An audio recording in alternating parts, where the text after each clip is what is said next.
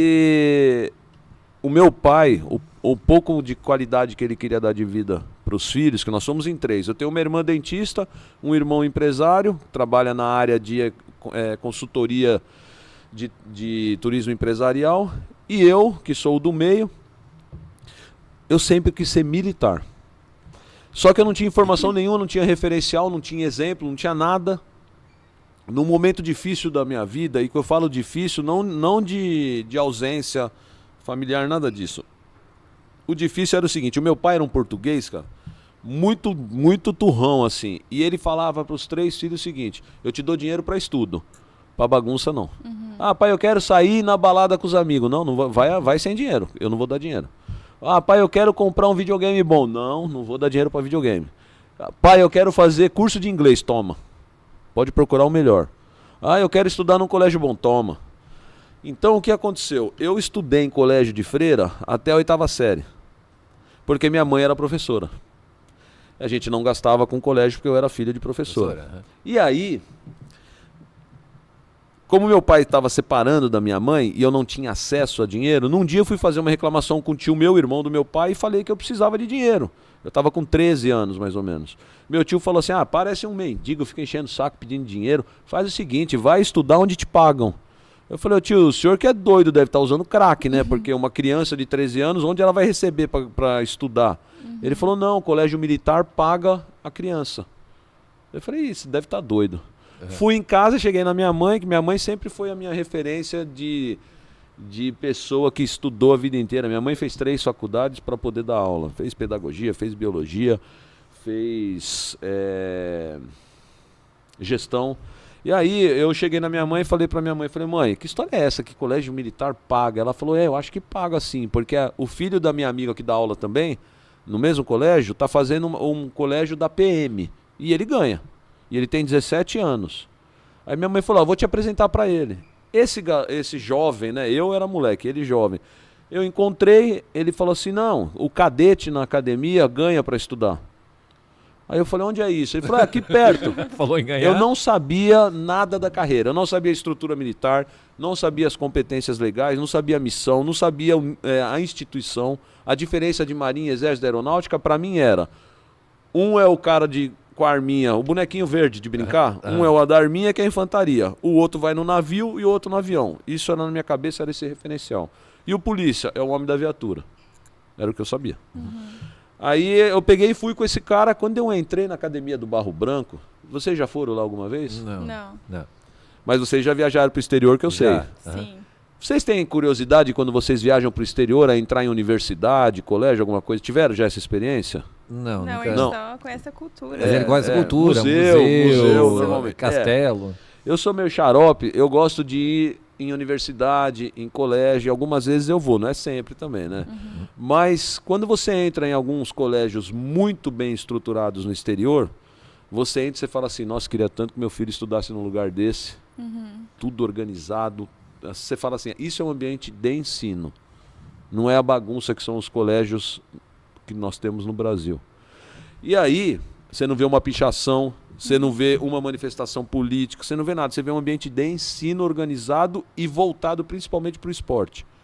Quando eu entrei na academia do Barro Branco, eu tinha o que há de melhor do esporte, em termos de estrutura, o que há de melhor em termos de estrutura de ensino, com cavalo e arma. Porque eu fui no destacamento montado, vi um monte de garoto jovem fazendo equitação. Fui no stand de tiro, vi um monte de moleque de fuzil na mão e arma na mão dando tiro. Eu falei, gente, eu quero isso. Eu não sei nem o que vai ser o futuro, eu quero isso. E vou ganhar pra ficar aqui? O cara falou, ganha. Ele foi sacana que ele não falou, né? Quanto que ganhava? Não, na época era muito... Hoje tá bom. Hoje um aluno do primeiro ano da academia tira em torno de R$4.900. Sério? Nossa. Na época ganhava Na o que, minha salário época mínimo? ganhava menos, acho que meio salário mínimo, na minha época. Era uma ajuda de custo. Mas tá bom, né? Mas eu não ganhava R$10 do meu pai para ir comprar nada. Meu pai não dava para bagunça, festa, diversão. Só escola. E aí foi um problema, porque eu voltei para casa encantado. Ele não me contou a dificuldade, ele não contou a vida da caserna. Aham. Entendeu? Ele só falou me a coisa mostrou. boa. Só falou, ó, aqui, ó, aqui é a sala de aula, aqui é onde a gente atira, ali é onde a gente joga bola, corre. Ele me mostrou, aqui é o complexo de água, né? Natação e tal. Ele não contou como é que é a aula de natação, não contou como é que é a corrida. É ralo, a academia é ralo o tempo inteiro, né? Aham. Quando eu saí da academia, eu parecia doente terminal, de tão magro que eu tava. E tanto exercício. O negócio... o negócio é louco. E não é a da PM, é toda a academia militar. Porque eu comecei, já vou falar, no exército, depois eu fui pra PM. E aí, eu cheguei na minha casa, voltei e falei, mãe, é lá que eu quero estudar, eu quero ser militar.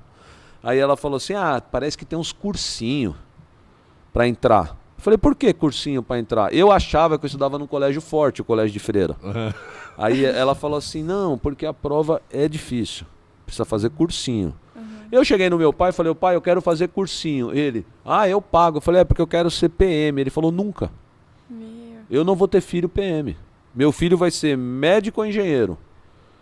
Meu pai, ele não teve quase estudo. Meu pai trabalhava... Meu avô começou com... Sabe aqueles carros, caminhões verdes, Boa Vista, que entregava doce nos comércios pequenos? Meu pai trabalhava com ele. Aí depois meu pai foi ser corretor de imóveis. Meu pai não fez faculdade. Então meu pai achava, na cabeça do meu pai, que polícia era tudo burro. Tudo com pouco ensino, truculento. Meu pai não sabia nem como era a estrutura de formação. Aí eu falei pra ele, pai, eu vou ser PM. Ele, mas nunca. Eu tô pagando o colégio bom pra você ser médico ou engenheiro. Eu tinha começado a fazer o colégio Etapa, que é um dos colégios mais caros de São Paulo. Na minha sala tinha 50 adolescentes. Tinha 47 orientais. Só 3 ocidentais. Eu e mais 2. Os orientais não olhavam para nós 3 nem conversavam. A gente perguntava na prova, como é que você acertou esse exercício? Eles faziam assim, ó. A gente era 3 queimados na sala de aula. E os caras rachando, os caras queriam medicina e engenharia. O colégio Etapa é fortíssimo nessa área, né? E aí eu cheguei para ele e falei assim, mas eu não quero fazer engenharia e nem medicina. Eu quero ser militar, PM. Ele falou assim, ó, eu não vou deixar. Aí minha mãe virou para ele, minha mãe era sempre muito articuladora com meu pai, ela virou e falou assim, larga a mão de ser besta. Se ele fizer o cursinho também, ele não vai sair do colégio Etapa. Fazendo o cursinho, ele passa em medicina ou engenharia. Você vai ajudar ainda mais no estudo. Aí meu pai falou, então tá bom, ele faz o cursinho à tarde, mas ele não sai do colégio para a universidade. Aí eu falei, tá bom. Então de manhã eu fazia o colégio, saía correndo, fazia o cursinho. 7 horas da noite eu chegava em casa, jantava, aí eu estudava por fichário, até umas 10 da noite. Esse ano que eu virei um nerd maluco, que eu não saía de casa, estudava todos os dias, eu passei na Academia do Barro Branco e na Escola de Cadetes do Exército. Só que como eu estava fazendo um cursinho para carreiras militares, o que o cursinho fazia? Ele mandava um cadete da PM, um cadete do Exército, um cadete da Marinha e um da Aeronáutica, uma vez a cada 3 meses, ir lá e contar para os meninos que estavam estudando para prestar como era a vida na academia e o que ia fazer. E um cara maluco do Exército foi lá e falou, ó, a força militar que é a que manda no país é o Exército. O resto, a Marinha é menor, a Aeronáutica é também menor e a PM é uma força auxiliar, eles são tudo auxiliar da gente. Eu guardei aquilo na cabeça, isso era uma mentira, porque é tudo independente. Cada carreira é uma carreira. Cada carreira tem uma estrutura maravilhosa, as 3, que a população desconhece. A população está agora com uma tendência de desmerecer as Forças Armadas em razão da realidade política.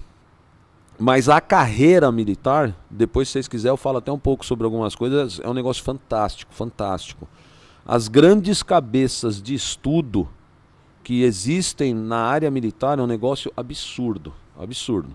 Depois eu falo porque que eu estou contando isso, que não é conversa de banheiro não. Eu vou contar a experiência que eu tive, por exemplo, no projeto Aramar, que é onde está construindo o submarino nuclear. Aí, o que aconteceu? Eu fui para a Academia do Exército, para a Escola do Exército, PSEX, lá em Campinas. Quando eu cheguei em Campinas, eu estava com 16 anos. 16 anos. Foi aquela choradeira, né? Porque você imagina, um filho de vó que vivia embaixo da asa da mãe, botou pra ir pra outra cidade com 16 anos, é um estupro numa vida de um jovem que tem a vida arrumadinha em casa, com família estruturada, entendeu? Roupa lavada. Tá.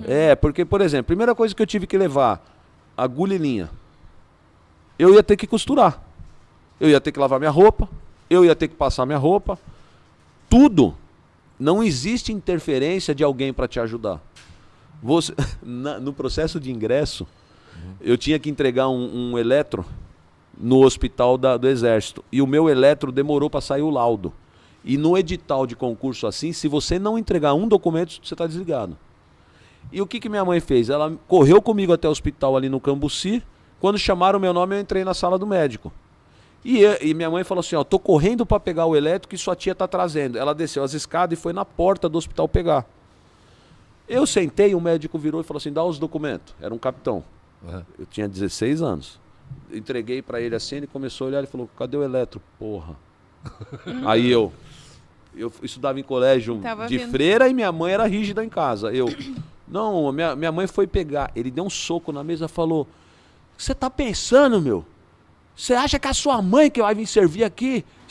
Aí ele tipo falou assim, seu filho de vó, seu moleque mimado da porra, você não serve pra essa merda. Nossa, ele começou a me esculachar, foi me dando vontade de chorar, eu fui ficando encolhido assim, ó. Aí de repente eu escutei, bateu na porta, era minha mãe. Aí ela, dá licença, doutor. Ele, pois não, senhora. Senhora, entra, por favor, senhora. Minha mãe entrou. Não, eu só quero entregar o exame dele que faltou. Obrigada. Meu Deus, tira isso de perto de mim. As balas, eu sou um comedor de açúcar. Aí o que aconteceu? Eu olhei e falei, não é possível, o cara é bipolar, é louco, velho. Quem é essa pessoa que tá aí agora? Aí eu já fiquei olhando pra ele assim, minha mãe, não, só vim entregar. Entregou na mão dele, ele, olha, parabéns pelo filho da senhora, viu? Muito obrigado. Minha mãe fechou a porta. Ele, meu que ódio. Você não acha que a sua mãe vai fazer as coisas pra você? Cai sua ficha, moleque. Você vai virar homem agora, viu? Aqui esse negócio aqui. Pode sair da minha sala. Eu já falo, mãe, tu não quer ficar aqui comigo um pouquinho? Então, é um choque. Essa foi uma experiência inicial, mas o resto é muito pior. É pior? Não, mas muito pior. É só o início. É só o início. A vida na academia militar, ela é pancada 24 horas. Porque ali é uma forja. Une a turma, tem que transformar em homens de verdade, porque as missões são muito duras. Não dá pra você, eu vou dar um exemplo pra você, é assim, ó. O seu turno de trabalho é das 6 da manhã às 18 horas, certo? Chega alguém pra você e fala assim, ó, ô fulano, acabaram de matar o policial ali no bairro tal. Em determinadas carreiras, o cara faz assim, deu o meu horário, meu. Paga a luz, fui embora. Na nossa, você sai ali às 18, enquanto você não catar os caras que mataram o polícia, você não volta pra casa. Você fica 2, 3 dias virado. Sem dormir, sem nada. Não, sem dormir no mato. Entendeu? Então, eu tô dando um exemplo, mas tem muitos outros, entendeu? Eu já fiquei em várias operações, e vários irmãos meus, é assim, cara, você imagina você entrar numa delegacia e você ficar com flagrante com muitas pessoas, muita coisa para ser apreendido, que você pegou, seu turno é de 12 horas, você pegou esse flagrante com 10 horas de serviço. Aí você vai apresentar na delegacia, tá em troca, de plantão. Os caras estão indo embora. Espera a outra equipe chegar. Quando a outra equipe chega, vai começar, ou seja, fica lá 2 horas, 3 horas esperando. Vai começar, esse flagrante vai levar mais 6 horas. Eu não estou falando mal da Polícia Civil, não. Isso é o que acontece em razão do serviço mesmo. Eles trocam o plantão, passa para o próximo, porque eles já fizeram um monte de ocorrência, quem vai entrar vai fazer as novas. Porque não dá para um escrivão fazer vários flagrantes ao mesmo tempo. Tem uma fila de flagrante. E aí, você fica esperando. Quando deu lá, eu ia sair, por exemplo, às 19 horas. A minha ocorrência vai começar às 22. Ela começa às 22, ela vai até às 6 da manhã. 6 da manhã, dá um raio, cai a energia e o delegado fala, puta, perdi tudo. Vamos recomeçar. Isso acontecia no passado, agora é muito mais difícil, mas no passado acontecia. Aí eles começavam tudo de novo. Você ia sair às 14, 15 horas. Então você tinha entrado às 6 da manhã do dia anterior e ia sair às 18 do outro dia. Essa é a vida do PM.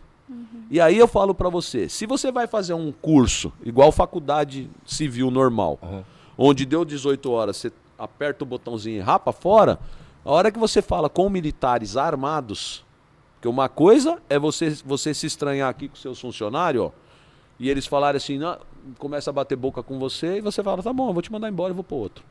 Outra coisa é os caras sacar a arma e falar, e aí, como é que é? E são bravos, né? Eu tenho um colega de turma que ficou tetraplégico. Capaz. O cabo deu um tiro na nuca dele, ele com 22 anos. Porque ele chamou a atenção do cabo que veio trabalhar embriagado. Entendeu? Então, quando você trabalha... Mas o que ele falou pro cabo? Ele chegou assim, ó... Foi lá na região da Moca. A gente faz pré-eleição. Quando a gente comanda a tropa operacional do territorial, que é aquela viatura que atende 190, você tem meia horinha para soltar as viaturas, porque as ocorrências estão vindo. Então você tem meia hora. Ali você dá as ordens principais, você solta alguma orientação, você tem um mínimo contato com aquela tropa. Então ele chegou, colocou a tropa na sala de aula, devia ter uns 20, 30 policiais, e esse cabo já tinha vindo embriagado trabalhar no serviço anterior. No serviço anterior ele virou pro cara e falou assim, ó, e outra, você beber e no serviço é crime militar, é presídio. Você é preso, expulso da PM e cumpre pena no crime militar. Aí ele falou pro cara, ele falou, ó, não tem condição, eu sei que você tá cheio de problema, mas você não dá pra trabalhar fardado, armado. Quem chegar perto de você, você tá exalando álcool, velho. Falou, ó, vai embora pra tua casa, hoje eu não vou tomar providência, mas nunca mais você faz isso comigo. No outro serviço ele chegou embriagado de novo. Quando ele chegou embriagado, o tenente virou pra ele e falou assim, ó, senta na cadeirinha lá, eu vou terminar a preleção e hoje eu vou tomar providência. Ele falou, tá bom, chefe. Foi pra cadeirinha. O tenente voltou e começou a falar com a tropa. Ele levantou, veio por trás, colocou o revólver e atirou pau, na nuca dele. Meu Deus. Tenente Mondadori. O pai dele se matou com a arma dele de tanta depressão de ver o filho... Na cadeira de roda. 30 anos, só mexia a língua para vender carros na internet. E nós temos uns 5, 6 casos que eu lembro de chefe baleado por tropa, lá em São Paulo. Caramba. Então, quando eu falo essas coisas, e não é só chefe não, entendeu? Discussão de PM com PM, nós temos na internet aí, você pode colocar lá no centro da cidade, um policial arrancou a pistola, botou na boca do outro, no meio de todo mundo. Tem toda uma questão também da tropa doente, que é macro problema, mas o que eu estou querendo dizer para vocês é assim, a escola militar, ela não vai formar um profissional para ter uma vida de boa. Não é aquele cara que vai ter a profissão dele tranquila, entendeu? É pressão o tempo inteiro. Você não é bem remunerado, você tem uma escala doida de trabalho, você fica na chuva, fica no sol, fica no frio, e você lida com todas as mazelas, todas as desgraças do outro, e a sua está guardada em casa te esperando. Então, ou você tem a casca grossa, ou você se suicida, ou você sai fora muito rápido, você não aguenta, entendeu? Então, a academia, ela é dura. Ela enfia na tua cabeça que você tem que cuidar do físico. Ela enfia na tua cabeça que você tem que estudar. Não é um colégio normal, tipo assim, você vai fazer uma faculdade. Se você tirar 10 ou 6... É a mesma coisa. Tá beleza. O seu professor não tá nem aí quem você vai ser. Você é mais um naquele bloco. Na carreira militar, se você não tirar mais que 8, você dorme dentro do quartel. Você não vai para casa, Você só vira externo na academia militar quando você atinge a nota de corte. Não é a nota para passar de ano, é a nota do externato. Meu primeiro ano eu dormi o ano inteiro no quartel, não chegava na nota. E os primeiros 6 meses eu fiquei preso quase todo final de semana. Mas prendia porque ele não aprontava, não? Não, porque eu vou contar pra vocês, a minha primeira cadeia me custou 3 semanas. Depois eu fiquei muito amigo dele, mas eu odiei esse homem, e ele vai assistir o podcast e ele vai me ligar, porque hoje a gente é amigo. O terceiro ano na academia, manda no segundo que manda no primeiro. O primeiro ano é o cocô do cavalo do bandido, porque todo mundo manda nele. O segundo ano ele fica meio moita, porque ele sabe que assim, ele não manda na academia, mas ele manda no primeiro ano. Mas se ele começar a botar as asas muito de fora, o terceiro ano vem e arrebenta. Então, quem comanda a academia em termos de ambiente dos alunos é o terceiro ano. O quarto ano, ele é o rei, é o intocável, entendeu? quando tem o quarto ano. Daí eles não têm um esquema? Não, respeitado. Então, não, para vocês terem uma ideia. Eu sei que na faculdade ele chamava o cara do primeiro ano de feto. Não sei se era então, assim. Era o feto, era o calor. Na faculdade eles ainda chamam. Na academia nem olha para você. Você é o cocô do cavalo do bandido. Então, para você ter uma ideia, meio-dia liberava na aula, o primeiro ano ia para o rancho. Quando tava aquela fila para se servir, liberava uma sala do segundo ano. Vinha todo mundo, passava na frente do primeiro que estava lá. Já estava lá. Aí beleza, vai indo. Quando tá terminando a fila do segundo ano, que você acha que você vai pegar, libera o terceiro ano, passa tudo na frente. Eu levei uns 2 meses para eu entender, falei assim, quer saber? Eu vou ficar deitado na cama, no finalzinho do horário do almoço eu corro lá e como correndo. Porque não vai ter ninguém na fila. Porque eu fiquei indo e voltando. Sabe aquele meme do banco que fica toda hora entrando? A academia é assim. Entendeu? Você para falar com um aluno do segundo e do terceiro ano, você fica em sentido e chama ele de seu aluno. A diferença tua para ele é um ano. Já incute na cabeça a hierarquia e disciplina. Entendeu? Quando você tá lá, se você for filho de vó mimizento, você sofre, você não vai entender. Mas rapidinho, na carreira, com 5 anos de formado, você entende tudo. A necessidade dessa formação, entendeu? Porque aí os problemas reais vão acontecer. Aí você sabe o porquê você foi testado ao seu limite. É a tal da psicofadiga. A psicofadiga, o mundo civil chama de tortura. A gente chama do seguinte, eu vou testar se você aguenta um limite. Eu vou testar se você, a hora que eu precisar de você, você vai ficar ou você vai correr. Por exemplo, você vai, que nem eu peguei logo depois de formado lá em São Paulo, ainda não tinha, a melhor coisa que fizeram que era jogo de torcida única. Lá em São Paulo, os jogos eram todos as 2 torcidas. Cara, você pegava guerra. Já viu esses filmes de guerra que fica um de um lado do campo, um do outro, aí corre, aí é uma pancadaria que não sobra um membro do corpo? Sei. As brigas de torcida em São Paulo eram assim. Era uma pancadaria generalizada de milhares de pessoas na rua. Aí eu falo pra você e mais 6 viaturas. Vai fazer o quê? Você faz o quê se você tiver um policial bunda mole? Você chama os caras e fala assim, faz uma linha aí, nós 10. 5 com cacetete, 5 com escudo de plástico, não é balístico. É de plástico? Ele é duro, mas é plástico. Se o cara der tiro lá, ou coisa mais forte, vem. O resto aí, cacetete e bomba de efeito moral. Bora, vamos pra cima dessa galera. Daí saiu em 10 contra 5 mil. É assim. Não digo 5 mil, mas 1000. Então, você já viu alguém lançando uma granada de efeito moral? Não, nos 20 No meu curso de controle de distúrbios civis, um capitão do Mato Grosso, se eu não me engano, perdeu a mão. Lançando a granada? Que ela explodiu na mão. Explodiu. Voou os dedos, voou tudo. A bomba de efeito moral, se eu jogar aqui, ó, isso aqui, ó, vai trincar todos os vidros, vai arregaçar tudo aqui. A bomba de efeito moral. De tão forte que é o deslocamento, entendeu? E o barulho. É um negócio louco. Você pega na mão, você puxa o pino e fica segurando pra soltar. Você não tem que ter coragem? Tem. Tem. Ou seja, a academia é para forjar homens e mulheres com casca. E aí eu entrei com 16 anos. Só que o exército, cara, qual que era o problema do exército pra mim? Só pra dar logo a minha carreira.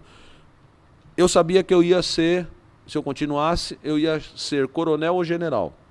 Por que coronel ou general?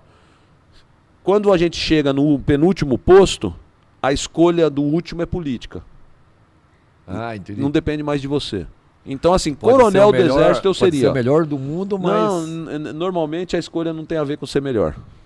Tem a ver com as relações. Então é assim, ó, eu sabia que no mínimo eu seria coronel do exército. Aí eu precisava escolher arma. Infantaria, artilharia, material bélico, comunicações, intendência. Mas eu comecei a ter a informação de que a minha turma ia ser toda alocada no norte fronteira. Porque era onde estava tendo mais problema de entrada de droga, armamento e tal, e mais necessidade de recurso de comandamento. Quando eu fiquei sabendo disso, eu já pensei na minha mãezinha, que eu era grudado com ela, sempre fui até hoje, meus irmãos, falei, porra, eu vou ser uma foto para minha família. Como é a vida dos militares no nosso país? Aí, quando tem uns mongoloide que fica querendo tirar direitos de militares, eles são ignorantes ao extremo. O militar, com 16, 17 anos, depois que ele passa 4 anos numa vida dificílima dentro de uma academia, ele sai para um lugar muito longe da família dele, onde ele vai ficar 3, 4 anos, aí dali 3, 4 anos, um comandante vai dar para ele uma passagem para ele ir para outra ponta, dali 4 anos para outra ponta. Quando você pega uma carreira de 30 anos, ele passou por 6 regiões do país. Aí você fala, mas ele não quis ser militar? Só que ele tem esposa e filho. Então você imagina se hoje, você chegar para ela hoje e falar assim, puta, recebi uma ligação, nós estamos mudando para Roraima. Lá não tem shopping. Não tem cinema, não tem McDonald's. Hoje Roraima deve estar uma superpotência. Mas, naquela época era assim. Aí ela vai para Roraima chorando, desesperada. Longe da família. Seus filhos nunca mais vão ver os amiguinhos. Putaço. Aí você chega lá em Roraima. Daqui 4 anos, quando ela fez um monte de amiga lá e o seu filho começou a namorar, você recebe outra ligação. Viu? Agora você vai para Bagé, no Rio Grande do Sul. Você estava acostumado com 45 graus, você vai para um lugar que 15 é a média. Aí o seu filho fala assim, e minha namorada? Você fala, que namorada, moleque? Vai te catar. O pai é milico, bora. Quando ele chega lá, quando ele tá fazendo 18, aí ele já transa, né? Aí ele é o... Aí é o amor, não é aquele namorico, é o amor já. Ele ama profundamente com 18 anos. Aí você recebe outra ligação. E você vai para o Mato Grosso. A sua família, na terceira movimentação, ou a tua família inteira te ama de paixão, ou ela está desestruturada. Essa é a vida dos militares nacionais. Entendeu? Marinha, Exército, Aeronáutica, os de carreira. Então, se você acha que os militares nacionais não merecem respeito, vive o que eles vivem. Os caras não compram casa, porque não sabem onde vai morar. Entendeu? Meus colegas foram comprar casa com 32 anos de serviço. Agora eu estou pronto para me aposentar, acho que eu vou escolher um lugar. É assim, velho. É assim. E aí, eu estava com 16 anos, tive uma conversa com uma mulher chorando, que era esposa de um capitão, que ela falou para nós assim, a família de vocês vai odiar vocês. Aquilo assustou a gente. Eu reuni mais uma galera de São Paulo, que a gente era pouco. Falei, mano, vamos prestar pro Barro Branco? Os caras, bora. A gente começou a estudar, na hora de dormir, pro Barro Branco. E no ano seguinte a gente passou. A gente estava indo para a Academia Militar dos Agulhas Negras. Já estava começando, na primeira semana. Fizemos as provas no Barro Branco. Foi um concurso fácil, que nem falaram para mim outro dia. Foi 12 mil candidatos para 50 vagas. Tá louco? Esse foi o nosso concurso. E aí a gente passou. Eu continuei sendo militar. Continuei ganhando R$300 de ajuda de custo, que naquela época era uma ajuda de custo. Só mudei a cor da farda. Por que eu falo que eu só mudei a cor da farda? Porque o ambiente acadêmico é o mesmo. É o mesmo. Nas 4. Marinha, Exército, Aeronáutica e PM. O que muda é o conteúdo programático. Então, enquanto as Forças Armadas têm muito de gestão e de ambiente de combate, de guerra, cálculo de tiro, estratégia de guerra. Estratégia de guerra, nós temos na PM direito, administração pública e segurança pública. Muda completamente o tipo do estudo. Mas ainda a academia toca a corneta às 6 horas nas 4, entra em forma às 7 todo mundo, fica preso por cabelo, por barba, por farda e pelo fuzil sujo. É muito bom. Porque na sexta-feira ao meio-dia, o aluno do 3º ano sobe, tá aqueles 200 em forma, e ele faz assim, fulano, vocês estão presos, viu? Esse final de semana vai ficar aqui. Isso era, mas por quê? Por causa da barba? Se não tivesse com a barba feita? Não, por tudo. Unha por tudo. cortada. Não, o cara vem na sua cama, ele joga uma moeda, se ela não tiver esticada, não pular, você tá preso. Ah, tem que estar esticadinho? Porra, velho, esticadinho. Esticadinho estamos nós aqui hoje. Eu vou contar pra você. E isso vai criando uma amizade, uma união entre todo mundo, que vira até o último dia de vida. Nossas uniões com turma são muito fortes, porque todo mundo se fortalece no sofrimento. E aí, ó, eu sei que ele me perguntou por que eu fiquei preso 3 semanas, né? Um aluno do 3º ano chegou em mim e falou assim, ô recruta, você faz uma relação aqui para mim de quem quer ir pro Grêmio tal. Grêmio são as atividades fora da sala de aula. Então tem futebol, cavalaria, tiro, tudo que você puder imaginar, salto com vara, basquete, todas as modalidades esportivas e algumas técnicas. Aí eu falei, sim senhor, ele falou assim, ó, no próximo intervalo você me entrega. Falei, sim senhor. E ele saiu, o cara do 3º ano, eu primeiro. Aí, só que eu não sabia que a minha aula ia ser de tiro, e aula de tiro são 2 aulas seguidas, lá no stand, longe. A gente vai a pé. Fiquei nas 2 aulas pegando a relação e fazendo a relação inteirinha. Quando eu subi, fui lá na sala de aula dele já em pânico, cagando de medo, porque eu ia entrar no corredor do 3º ano. E os caras ficam igual gavião, assim, pra pegar a recruta. Aí eu entrei e falei, senhor aluno, a relação que o senhor me pediu. Ele virou pra mim e falou, você é bobo? Você tem problema mental, cara? Você é idiota? Aí eu falei, como assim, senhor aluno? Ele falou assim, eu te pedi no próximo intervalo. Você tá vindo no 2º intervalo. Eu te pedi no intervalo anterior. Eu falei assim, não, mas eu não tive. A minha aula, o instrutor, usou 2 aulas seguidas. Ele não deu um intervalo, eu só fui liberado agora. Ele falou, você tá retrucando? Você tá me respondendo? Eu falei, não, eu tô explicando. Ele continua. Cala a boca, meu. O aluno do 1º ano não fala com o 3º. Eu falei, eu respondo o quê? Ele? Sim, senhor, só isso. Aí eu, sim, senhor. Ele, você tá sendo sarcástico? Eu, não, senhor. Ele, você tá preso. Ele tinha o poder de... Os alunos andam com um bloquinho de papel onde ele anota o tipo de infração e ele faz a anotação. Aí ele falou, você tá preso. Ele me fez 2 anotações por retrucar. Aí eu... Mas eu não tenho porque tá preso, eu fiz o que o senhor mandou. Ele, você vai continuar 3. Aí eu falei, não é possível, meu. Aí ele, 4. Ele me deu 4 bilhetes. Eu catei os 4 bilhetes, ali eu já travei, né? Eu comecei a... Parecia que ia explodir. Peguei aquilo, fiquei quieto, não falava mais. Quando ele terminou de me esculachar, ele falou, pode sair daqui. Peguei aquele bloquinho com 4, por isso que foi 3 finais de semana. Peguei aquele bloquinho com 4, né? 60 horas e tal. Tirou uma. Não, aí eu fiz a maior besteira ainda. Fui procurar o tenente, que são os oficiais. Os oficiais, para você ter uma ideia, na academia, no começo, a gente, antes de sair no corredor ou na sala de aula, a gente olha para ver se não tem nenhum ali. Aí eu fui na sala do tenente. Esse oficial, inclusive, ele morreu no roubo na residência dele, esse capitão. Os vagabundos mataram ele na casa dele. Um cara fantástico chamado Capitão Celso, que comandava o GAT em São Paulo.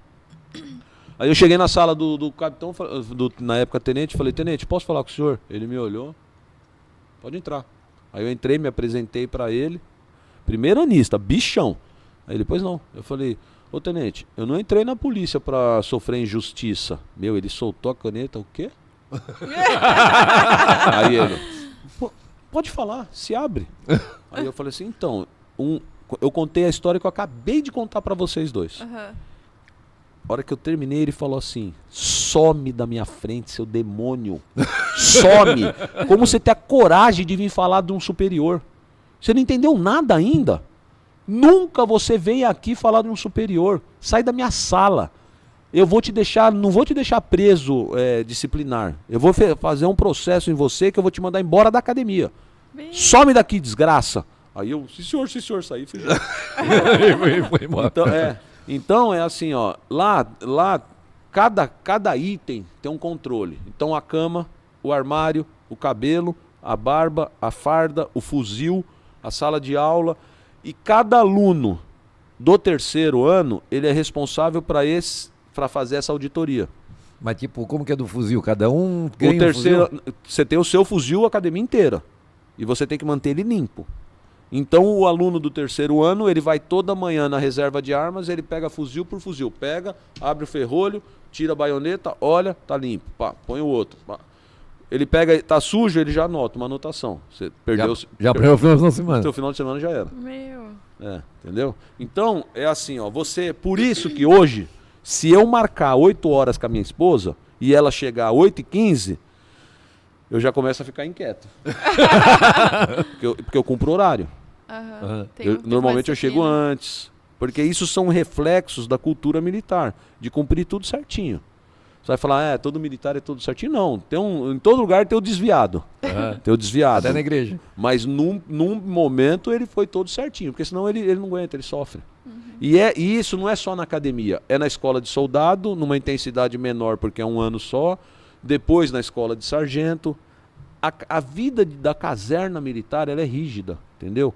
Então, quando você pega os oficiais na véspera da formatura, eles estão todos fisicamente muito preparados, porém magros. Sim. Você corre muito, teu pulmão tá bombando, porque você corre quase todo dia. Tem instrução, entendeu? Os caras estão com o nível de pensamento lá em cima, porque você racha de estudar. Porque você tem que ter nota alta. Não é uma escola comum, tirou 5, passou. Eu preciso tirar 8 para eu poder ir para casa. Não é para passar de ano, é para eu poder ver minha família, senão eu não saio do quartel. E se eu ficar no quartel, eles me dão, vai carpinar, vai limpar, vai marchar, canta o hino. Tem uma história de um coronel hoje, que ele é famoso, eu não vou falar o nome dele não, porque fica chato. Que o pai dele era coronel quando ele era aluno. O pai dele, no final de semana, foi fazer uma visita para ele na academia. Quando ele entrou lá, o filho dele estava no final de semana, você não precisa fazer barba, não precisa andar fardado em alguns horários. Ele foi visitar o filho. O filho foi falar com o pai, ele falou que você está com a barba por fazer, vai fazer a barba e volta para falar comigo. O pai. O pai falou. Entendeu? Então, é da nossa Cultura, né? da nossa cultura, cara, entendeu? Ela é diferente. E aí, assim que eu me formei, eu fui comandar o policiamento no centro da cidade, 7º Batalhão, que é uma fábrica de doido. O centro da cidade de São Paulo é um negócio de maluco, né? Todo tipo de ser humano está no centro de São Paulo. Do desembargador mais inteligente do mundo ao nóia craquento mais louco, pirado, virado no giraia. E você fica naquele caldeirão ali com viatura atendendo tudo isso.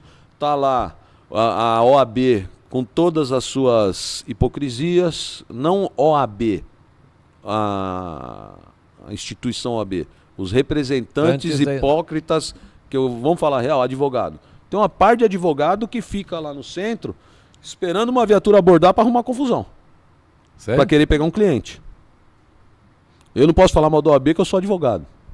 Entendeu? Então não é a classe. É uma meia dúzia de sem vergonha que tem ali. É igual uns religiosos que tem no centro também. Que fica fazendo de tudo para a polícia não tentar disciplinar os nóia em praça. Porque aí é preconceito, é perseguição, como é que fala? Tem um nome. Eles falam que a gente está tentando fazer limpeza social, coisa assim.